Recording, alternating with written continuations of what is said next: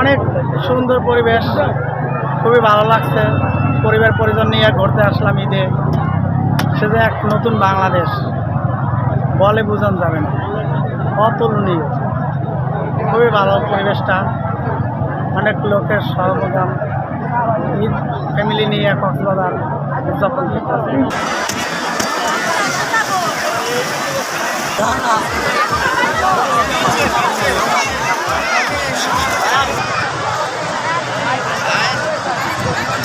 Sandalina so, রূপচর্চায় আভিজাত্য।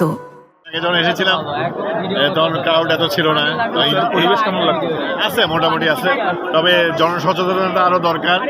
এই যে অনেকে প্লাস্টিক বোতল ফেলছে, প্লাস্টিক পলিথিন ফেলছে, এটা তো আমাদের জীব বৈচিত্র্যের ক্ষতি হচ্ছে আর কি।